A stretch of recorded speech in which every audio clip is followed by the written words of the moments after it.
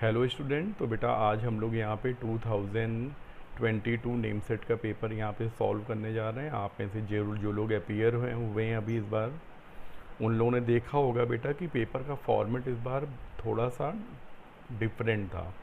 For example surprising चीज़ आप लोगों ने अगर ध्यान दियो तो जो सबसे ज़्यादा हम लोग यहाँ पे पढ़ के जाते हैं नंबर सिस्टम, तो नंबर सिस्टम से कोई भी क्वेरी नहीं आई। ये बहुत सरप्राइजिंग था क्योंकि हम लोग अगर लास्ट 10 ईयर के भी पेपर पिक करें तो हमें पता है कि नंबर सिस्टम जो एक बहुत ही इंपॉर्टेंट पार्ट है, वहाँ से तो एक क्वेरी हम लोग को दी जाती है ना। लेकिन इस बार नंबर सिस्टम से एक भी क्वेरी नहीं दी। और जो है थ्योरी में भी जाएंगे तो फिर अब की बार जो है पूरा बूलियन अलजेब्रा से आप लोगों को अच्छी खासी क्वेरी मिल गई, तो ये एक अच्छी चीज़ थी। तो थोड़ा सा कम से कम इजी हो गया, वरना बाकी जो प्रॉब्लम थी उनमें कई जगह में मैथ रिक्वायर्ड थी, फार्मूलाज आपको पता होने चाहिए। यानी कि जो थियोरेटिकल सेक्शन से अगर आप देखो तो 3-4 क्वेरी वहाँ से भी आई हैं। ठीक है, कुछ क्वेरी बहुत ईजी थी, लेकिन तब भी मतलब पेपर ऐसा था कि इसमें आप लोग जो है एटलीस्ट 7 क्वेरीज तो बहुत ईजिली यहाँ पे कर सकते थे अगर आपने एक नॉर्मल पढ़ाई की होती। ठीक है, बाकी मैंने आप लोगों से पहले भी बताया है कि जो है 10 आउट ऑफ 10 यहाँ पे बहुत टफ होता है। क्यों? क्योंकि आपको पता है कि कोर्स इतना वास्ट है कि मतलब सारे टॉपिक कवर कर पाना मतलब जो है पॉसिबल नहीं हो पाता। और कई बार चीज़ें बड़ी इजी होती हैं लेकिन हम लोग के माइंड में उस समय ऑन द स्पॉट नहीं आ पाती हैं। लेकिन खैर जो भी है, पेपर ऐसा था कि हम लोगों ने क्लासरूम में जो भी पढ़ाई की थी तो उसमें हम लोग 7 to 8 क्वेश्चन बहुत ही ईजिली यहाँ पे कर सकते थे। और अब हम लोग यहाँ पे देखते हैं कि पूरा जो है यहाँ पे पेपर का जो सॉल्यूशन है वो कैसे यहाँ पे दिया गया है। तो we are at the first problem, all of you can see on the screen that the Boolean expression AB plus AB bar plus A bar C plus AC is unaffected by the value of Boolean variable। यानी देखिए बेटा, एक यहाँ पे Boolean expression हम लोगों को दे दिया गया है और हम लोगों को ये यहाँ पे पता लगाना है कि किस बूलियन वेरिएबल की वैल्यू कोई भी हो, चाहे ट्रू या फॉल्स या 0 या 1, उससे हमारे इस एक्सप्रेशन पे कोई फ़र्क नहीं पड़ता। तो इसके लिए सबसे ईजीएस्ट वे क्या है बेटा कि आप इसको सॉल्व कर लीजिए, है कि नहीं। हम लोग अपनी ये बूलियन एक्सप्रेशन जब सॉल्व करेंगे, ठीक है, तो रिड्यूस करने के बाद कोई अगर वेरिएबल हमारा यहाँ पे नहीं आता है आंसर में, यानी कि उसकी जो है कोई रिक्वायरमेंट नहीं है, हम लोग बिना उसके भी अपना काम कर सकते हैं। ठीक है, तो हम लोग यहाँ पे क्या करेंगे, हम लोग बेटा इस जो है बूलियन एक्सप्रेशन को यहाँ पे रिड्यूस करेंगे। ठीक है, तो चलिए देखते हैं।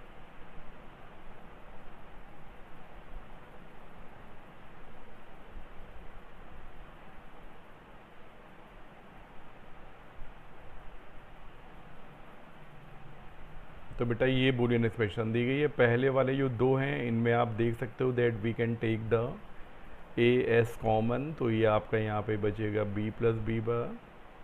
इन द सेम वे इन दोनों एक्सप्रेशन में हम लोग सी कॉमन ले सकते हैं, आपके पास बचेगा ए बार प्लस ए। तो बेटा कॉम्प्लीमेंटैरिटी लॉ लगाएंगे आप, तो आपको पता है कि ये दोनों हमारे जो है 1 हो जाएंगे। ठीक है, b plus b bar is equal to 1, a plus a bar is equal to 1, और आंसर हमारा बनेगा a dot 1 plus c dot 1, that is a plus c. तो आप ये देखिए बेटा, जब हम लोगों ने इसको सॉल्व किया यहाँ पे, तो मेरा जो आंसर आया है दैट इज़ ए प्लस सी, और इसमें आप देख रहे हैं कि बी कहीं इन्वॉल्व नहीं है। तो आपका जो करेक्ट आंसर होगा that will be option C, कि बेटा हमको यहाँ पे वेरिएबल बी की कोई नीड नहीं है, हम बिना इसके भी यहाँ पे काम ईजिली कर सकते हैं। ठीक है, now we move to the second question. Second question बेटा it needs the math also. ठीक है, तो यहाँ पे देखिए क्या बताया गया है कि suppose the largest n bit number requires d digit in decimal representation means 10 की पावर डी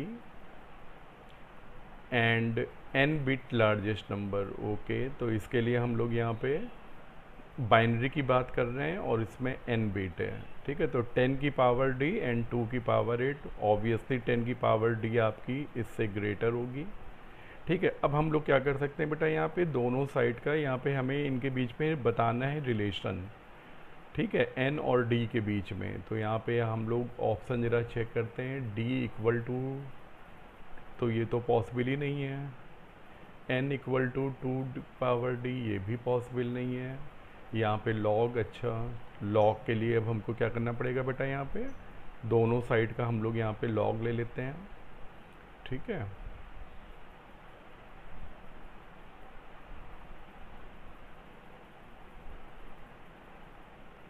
ये लेफ़्ट साइड और राइट साइड का भी ले लेते हैं।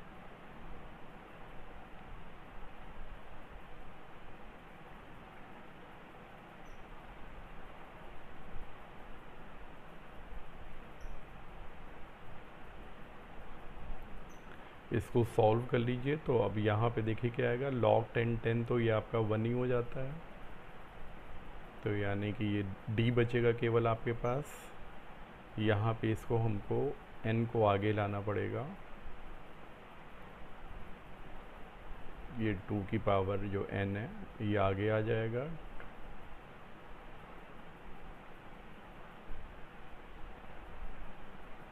मुझे लग रहा है कि ये एक आंसर हमारा और मैच कर रहा है यहाँ पे। ठीक है, जो डी वाला ऑप्शन है, आई होप कि यही हम लोगों का सही आंसर होगा, ऑप्शन डी। क्योंकि जब आप इसको नीचे सॉल्व करते हैं तो यहाँ पे थोड़ा सा लॉग का काम है। ठीक है, तो ये क्वेरी इतनी इजी नहीं थी, क्योंकि फॉर्मूले पता होने चाहिए, लॉग यूज करना आना चाहिए। अच्छी बात है कि कोई हमें लॉग की वैल्यू नहीं निकालनी है यहाँ पे, वरना और ये थोड़ा सा प्रॉब्लमेटिक हो जाता। चलिए आगे बढ़ते हैं नंबर 3 पे। एक हेक्साडेसिमल नंबर दिया हुआ है एफ एफ एफ एफ। ठीक है, और क्या पूछा गया है कि what will be the last memory location in a memory is size. नहीं बेटा, इसकी हमें यहाँ पे आप देखिए, ये सबसे लार्जेस्ट जो होती हैं हेक्सा में वो यूज़ की गई हैं यहाँ पे डिजिट्स। ठीक है, और इसका बेस जो है 16 का है। तो बेटा यानी बहुत सिंपली आपको क्या करना है कि 2 का 16 की पावर पे यहाँ पे वैल्यू निकाल लेनी है। तो ये आपकी जो वैल्यू आती है 65,535 या 36,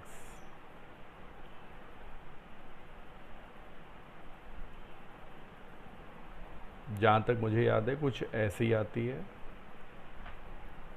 और अब बेटा लेकिन एक चीज़ है यहाँ पे कि जो क्वेरी में जो हमें 4 ऑप्शन दिए गए हैं दे आर इन किलोबाइट्स। ये हमने यहाँ पे जो वैल्यू निकाली है वो किस पे निकाली है, बाइट पे निकाली है। किलोबाइट में करने के लिए आपको क्या करना पड़ेगा, इसको 1024 से डिवाइड करना पड़ेगा। तो इसको जब आप यहाँ पे सॉल्व करोगे तो बेटा आपका जो आंसर है यहाँ पे 64K आएगा। ठीक है, तो ये देखिए आपका ये जो सी वाला ऑप्शन है ये आपका यहाँ पे मैच कर जाएगा। तो ये आपकी थर्ड क्वेरी थी। इसके बाद चलिए आगे देखते हैं। फिर पूछा है कि which of the following is equivalent to the Boolean expression. तो यहाँ पे बेटा एक बूलियन एक्सप्रेशन दी है और इसका जो है यहाँ पे हम लोगों को बताना है रिड्यूस करके कि व्हाट इज़ द आंसर। ठीक है, चलिए इसको हम लोग नोट कर लेते हैं फिर सॉल्व करते हैं।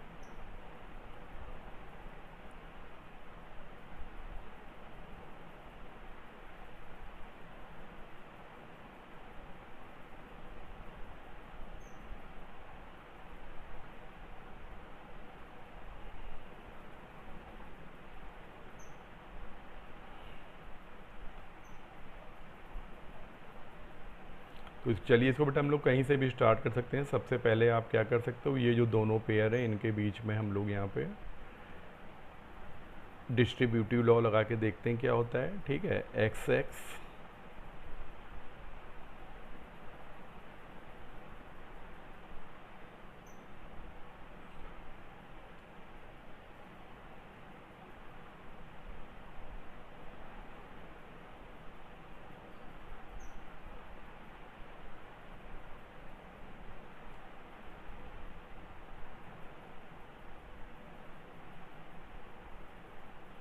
कहीं से भी आप कर सकते हैं स्टार्ट, ठीक है। फॉर एग्जांपल मैंने फर्स्ट और सेकंड को मल्टीप्लाई कराया, आप चाहो तो यहाँ पे सेकंड और थर्ड को मल्टीप्लाई करवा सकते हो, ठीक है। तो देखिए वाई डॉट वाई बार तो आपका 0 ही हो जाएगा, बाकी आपके पास यहाँ पे ये बचेगा। इसमें भी अब आप अगर यहाँ पे ध्यान से देखें तो एक्स आपका कितना हो जाएगा, एक्स हो जाएगा प्लस, और आप यहाँ पे इन दोनों में से एक्स कॉमन निकाल सकते हैं, ठीक है। तो आपके पास क्या बचेगा, वाई बार प्लस वाई ये हो जाएगा, और डॉट आपका एक्स बार प्लस वाई इधर रखा ही है, ठीक है। तो वाई प्लस वाई बार आपका हट जाएगा, एक्स प्लस एक्स आपका एक्स बचेगा, और अब आपके सामने जो सिनेरियो है वो ये है। अब आप इसको सॉल्व कर लीजिए, x को पहले x बार से मल्टीप्लाई करवाइए और फिर x को एक्स वाई से मल्टीप्लाई करवाइए, तो ये आपका हो जाएगा रिड्यूस, और यहाँ पे हमारे पास फाइनल जो आंसर बचता है वो क्या बचता है, एक्स वाई, ठीक है, which is the option A. Now we move to the next question. ये आपका थियोरेटिकल क्वेरी है। Floating point representation is use to represent and 4 options are given, integer, real number, Boolean and whole number, ठीक है। तो आपको पता है कि फ्लोटिंग पॉइंट का मतलब ही यही होता है, ठीक है, जहाँ पे कि जो पॉइंट है वो हमारा मूव कर सकता है राइट और लेफ्ट, ठीक है। जबकि जो होल नंबर्स होते हैं उनमें क्या होता है बेटा कि जो है डेसिमल पॉइंट की वैल्यू फिक्स होती है, ठीक है। तो वो उनको हम लोग क्या बोलते हैं, फिक्स्ड पॉइंट रिप्रेजेंटेशन, ठीक है। और जो फ्लोटिंग पॉइंट होते हैं ये फ्रैक्शनल वैल्यूज़ को यानी कि रियल नंबर के लिए यूज़ होते हैं, यानी कि वो सारी वैल्यू जिनमें पॉइंट का यूज़ हो रहा है, ठीक है, पॉजिटिव और नेगेटिव, ठीक है। तो इसका जो करेक्ट आंसर होगा that will be real numbers. Next question देखते हैं। If a processor clock is rated as 2500 million cycle, million means 10 lakh, then its clock period is, तो बेटा क्लॉक पीरियड का पता लगाना है। क्लॉक पीरियड का जो फॉर्मूला होता है वो आपको पता होना चाहिए। ये क्या होता है बेटा, 1 बाई, ठीक है, नंबर ऑफ साइकिल्स पर सेकेंड।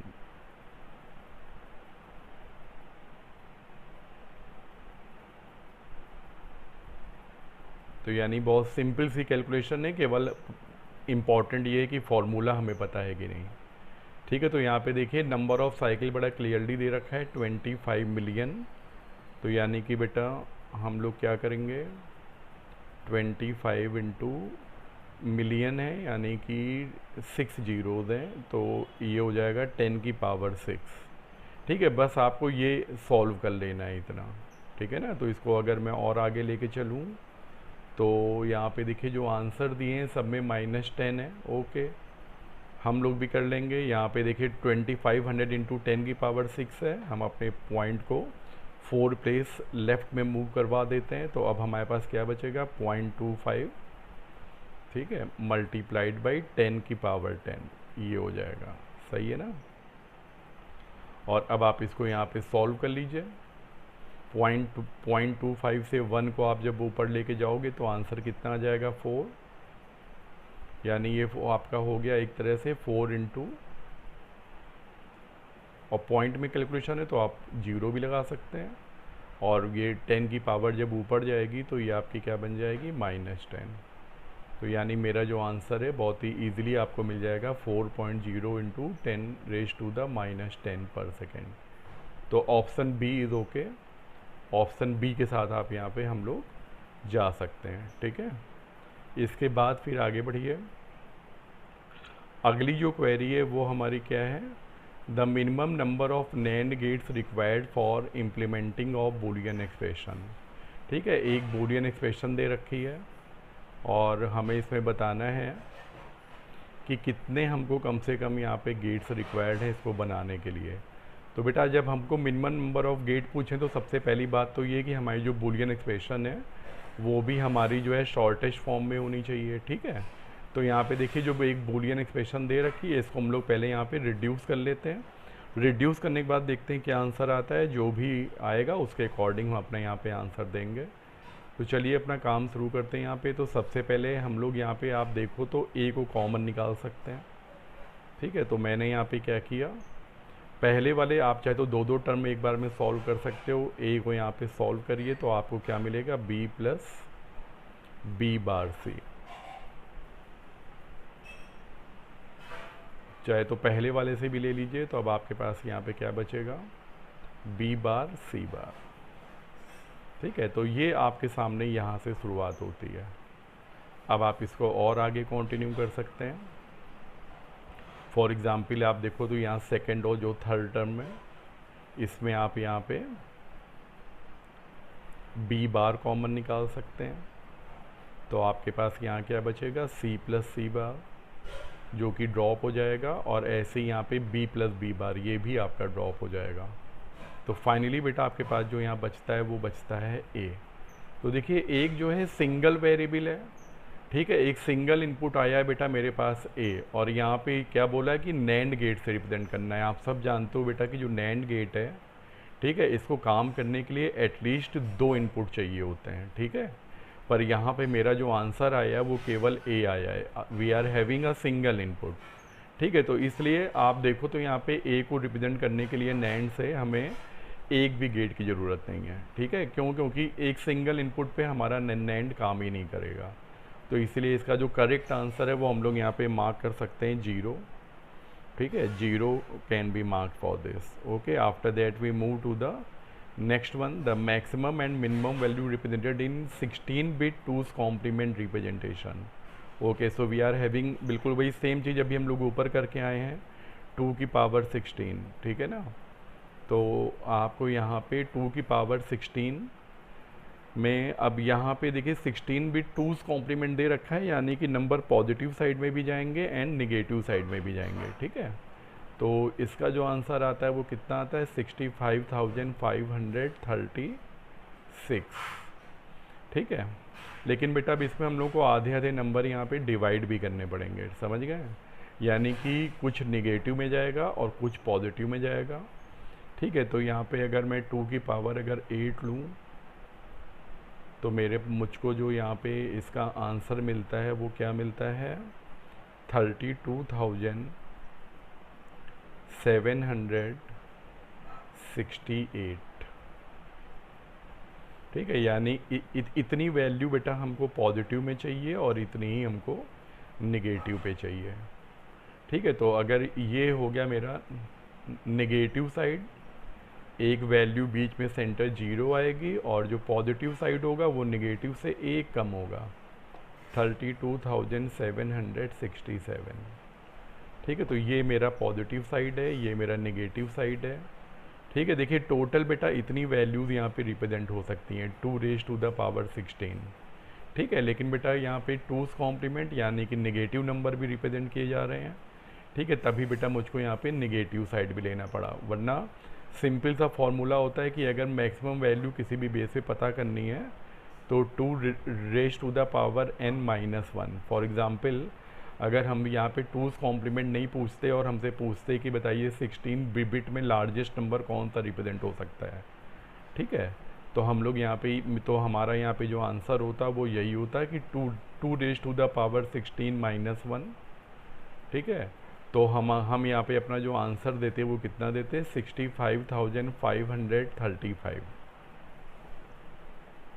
ठीक है। क्यों, क्योंकि ये -1 यहाँ पे हो जाता, ठीक है। लेकिन अब हमको इसको दो साइड में डिवाइड करना पड़ा। अगर आपको याद नहीं है तो फिर कैसे सॉल्व करेंगे ये चीज़ मैंने यहाँ पे बताई, आप समझ गए। यहाँ पे वैसे हम लोग मान के चलते हैं कि ये ऐसी चीज़ें जो हमें याद होनी चाहिए, ठीक है। लेकिन हमें पता है कि ये टफ होता है, इतना याद करना इज़ नॉट ईजी। तो हम लोग यहाँ पे इसको ऐसे अपना काम कर सकते हैं, ठीक है। कि आपको जब पता है कि हमें फ्लोटिंग और इंटीजर दोनों, मतलब सॉरी फ्लोटिंग की बात नहीं कर रहे, अभी हम लोग इंटीजर वैल्यूज़ की बात कर रहे हैं, लेकिन पॉजिटिव एंड नेगेटिव दोनों साइड पे वैल्यूज़ को प्लेस करना है। तो आप क्या करेंगे, 2 की पावर 8 से आपको अपनी पॉजिटिव एंड नेगेटिव, बीच में एक 0 भी आएगा, ठीक है। तो यानी मेरा जो सही आंसर है वो बेटा ये है, जो मेरी रेंज आई है वो ये आई है। अब हमें देखना होगा कि इनमें से कोई ऑप्शन हमारा मैच कर रहा है कि नहीं। यस, हमारा सी वाला ऑप्शन बेटा यहाँ पे आप देखिए तो बिल्कुल सही आ जाएगा। ठीक है, चलिए आगे बढ़ते हैं। नेक्स्ट क्वेश्चन क्या है कि right the simplified form of the Boolean expression. ठीक है, फिर से एक यहाँ पे बूलियन एक्सप्रेशन सॉल्व करने के लिए दे दी गई है।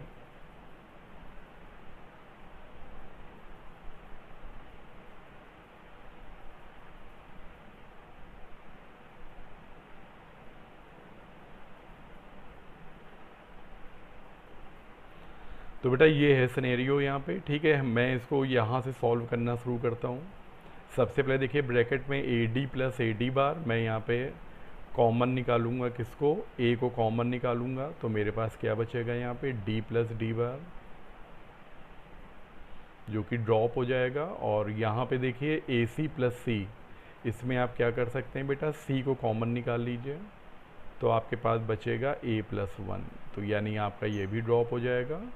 और बिगिनिंग में आपके पास ए प्लस सी ऑलरेडी था, तो यानी देखिए फाइनल जो आंसर आया है वो मेरा क्या आया है, ए प्लस सी इधर, और बाहर निकलिए तो यहाँ पे भी आपको एक ये ए और एक सी मिल रहा है, तो यानी ए सी डॉट ए सी। तो आपको पता है आइडेम्पोर्टेंट लॉ, एक टर्म आपका ड्रॉप हो जाएगा और बाकी क्या बचेगा आपके पास, ए प्लस सी। तो है आंसर मेरे पास यस, बी वाला ऑप्शन आप यहाँ पे चेक कर सकते हैं। तो ये भी बहुत सिंपल सी क्वेरी थी। And now we are moving to the last question. ठीक है, ये भी एक देखिए बिल्कुल प्योर थियोटिकल क्वेरी दी है कि if a signal passing through a gate is inhibited by sending a low into one of the input and the output is high, the gate is A. ठीक है ना।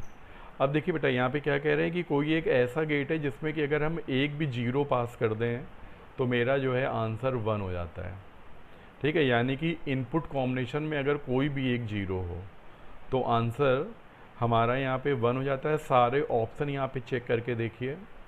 ठीक है, तो देखिए और में ऐसा नहीं होता, और में आप जानते हैं कि कोई भी एक वैल्यू, एक इनपुट वन होना चाहिए तो आंसर वन होगा, लेकिन अगर जीरो आपने पास कर दी है तो ऐसा ज़रूरी नहीं है कि आंसर ऐसा आ पाए। वही चीज़ देखिए यहाँ पे नॉर में आ जाइए, ये और का रिवर्स है। क्या यहाँ पे भी आप अगर ध्यान से देखिए तो क्या अगर एक भी इनपुट अगर हम लोग जीरो पास करें तो क्या हमारा काम होगा, यानी कि हमारा कोई भी एक इनपुट जीरो हो तो मेरा आंसर वन आएगा, तो आएगा। ठीक है ना, ऐसा नहीं है, यहाँ पे क्या होगा कि आंसर आएगा, लेकिन क्या बोला गया है कि कोई भी एक इनपुट जीरो होने पे, ठीक है ना, sending a low into one of the input then the output is high. ठीक है, कोई भी एक इनपुट जीरो होना ज़रूरी है, तभी मेरा आंसर वहाँ पे वन आएगा। और फिर तो और में आप सब लोग जानते हो कि और का अगर हम लोग यहाँ पे ट्रूथ टेबल बनाएं, आप लोग ध्यान से देखिएगा, हम लोग यहाँ पे जो है इसको ट्रूथ टेबल के थ्रू करके देखते हैं। ये सपोज़ आपका x है, ये आपका y है, आपने बनाया x प्लस वाई, तो आपको पता है कि इसमें क्या है, जैसे कि 0 1 1 1। ठीक है, आप क्या देख रहे हैं कि अगर एक इनपुट जीरो है तो क्या आंसर वन आ रहा है, ठीक है आ रहा है, लेकिन जब दोनों हैं तो भी आंसर आ रहा है। इसके बाद हम लोग किसका देखेंगे, नॉर का, x प्लस वाई का रिवर्स 1 0 0 0। अब आप देखिए क्या सिचुएशन है कि अगर मेरा एक इनपुट जीरो है तो आंसर यहाँ पे वन आना चाहिए था, नहीं हो रहा है ऐसा। ठीक है, तो यानी कि हमारा और भी आंसर नहीं है, नॉर भी आंसर नहीं है। फिर क्या है, नैंड और एंड। अब हम लोग इनको भी यहाँ पे देख लेते हैं। तो अगर पहले मैं किसकी बात करूँगा बेटा, एंड की बात करूँगा, एक्स डॉट वाई। तो एंड में आप सब लोग जानते हो क्या होता है, जब सारे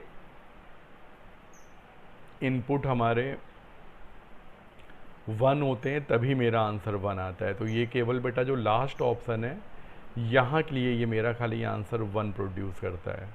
ठीक है, लेकिन अगर एक जीरो है कोई इनपुट में, जैसे फॉर एग्जांपल हमारे लिए सबसे इंपॉर्टेंट रो है सेकंड और थर्ड, तो मेरा आंसर वन आ रहा है क्या, नहीं आ रहा है। ठीक है, यानी कि नैंड भी मेरे, एंड भी मेरे आंसर में नहीं है, यानी कि फाइनल आंसर बचा है नैंड। और इसको भी हम लोग यहाँ पे सॉल्व करके चेक कर सकते हैं। ये एंड का रिवर्स होता है,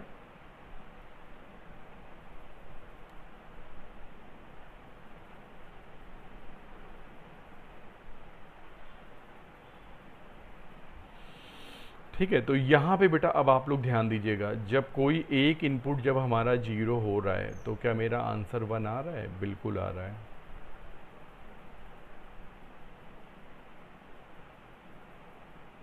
ठीक है, कि कोई भी एक अगर इनपुट मेरा यहाँ पे 0 है तो मेरा आंसर 1 आ रहा है। तो आप लोग यहाँ पे देख सकते हैं कि जो नैंड है वो मेरा बिल्कुल सही आंसर है। ठीक है, तो आई होप कि हम लोगों ने यहाँ जितनी प्रॉब्लम की वो आप लोगों ने देख ली होंगी। ठीक है, आपको समझ में भी आ गई होंगी। फिर हम लोग मिलेंगे तो फिर और इसके ऊपर बेटा आगे बात की जाएगी। यह मैंने आपको यहाँ पे सॉल्यूशन दे दिया 2022 के नीम सेट के पेपर का। और अब हम लोग यहाँ पे आप लोगों ने पेपर में ध्यान दिया ही होगा बेटा कि पेपर का फॉर्मेट सरप्राइजिंग था। वो तो अच्छी चीज़ ये थी कि बूलियन हमको यहाँ पे 5-6 क्वेरी दे दी इन लोगों ने। 2 हम लोग यहाँ पे काउंट कर रहे हैं ज़रा कितनी क्वेरी दी हैं बूलियन से। 3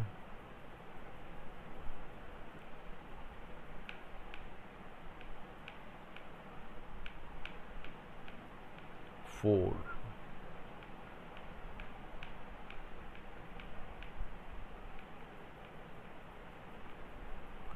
5 बेटा 5 क्वेरी दी हैं। और ख़ास बात है कि ज़्यादातर क्वेरी में आपको सिंप्लीफिकेशन के लिए बहुत काम दिया है।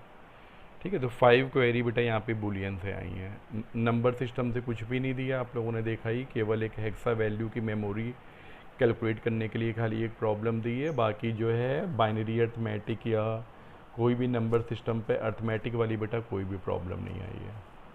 ठीक है ना, आई होप आपको ये समझ में आ गई होंगी बेटा क्वेरीज। कोई और प्रॉब्लम है तो आप जो है यहाँ पे पूछ सकते हैं कभी भी। चलिए, थैंक यू वेरी मच।